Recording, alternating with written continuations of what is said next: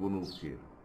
في الحقيقة إن مرتضى منصور أو عمرو أديب قال كل الكلام. يعني لما دورت كده على التعليقات المناسبة أو التصريحات المناسبة لقيت إن عمرو أديب قال كل الكلام اللي كل المصريين أو كل الناس عايزة تقوله. طبعا موضوع حبس مرتضى منصور او الحكم على مرتضى منصور ب3 شهور، طبعا ديت يعني لسه بداية من درجات القضاء التقاضي. طبعا هيكون في استئناف وفيه درجات اخرى. طبعا الكل بيسأل دلوقتي مرتضى منصور رئيس نادي الزمالك المعزول لو تم حبسه او تأكد حبسه، او في درجات الاستئناف تأكد حبس او تأييد حكم حبس مرتضى منصور 3 شهور، كده مرتضى منصور هيبقى بشكل كبير جدا هينفذ كمان سنة.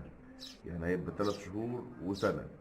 المفاجأة بقى الكبيرة، المفاجأة الكبيرة اللي صرح بيها او قالها محامي مرتضى منصور او محامي نادي الزمالك، ان مرتضى منصور رغم حبسه شهر قبل كده، ورغم حبسه في قواضي تانية قبل كده، ورغم الحكم الجديد بحبسه 3 شهور، ولو تم تأكيد ال3 شهور دولت هيتحبس كمان سنة.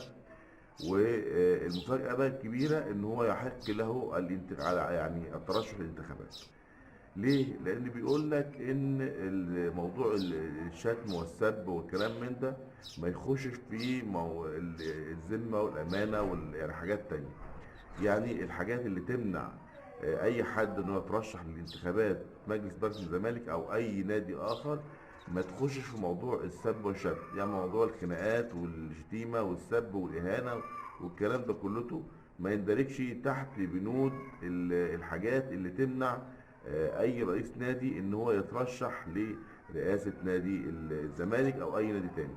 فالمفاجاه الكبيره ان رغم حبس مرتضى منصور او الحكم عليه ان هو من حقه ان هو يرأس نادي الزمالك او يترشح لنادي الزمالك.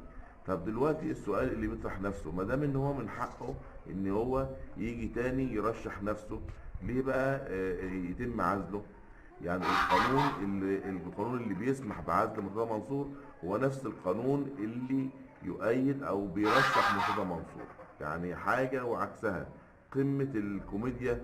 يعني القانون بيقول ما دام ان هو اتحبس ومش عارف حكم يؤيد الحريات مش عارف ايه ان هو يتعادل من النادي. وهو نفس القانون اللي يقول لك الموضوع السب والشتم والقذف والعراكي والخناقات ديت عادي مفيش اي مشكله ويمكن الترشح. فانا شايف من باب اولى ان حاجه من اتنين، يا اما يتمنع خالص مرتضى منصور من زواله من مزاوله رئاسه الزمالك وما يخش الانتخابات تاني، يا اما ما يتعزلش مرتضى منصور ويتم زي ما هو وخلاص. ما دام كده كده هيرجع تاني، كل الحكايه شهر او اتنين يعني. اشكركم والسلام عليكم ورحمه الله وبركاته.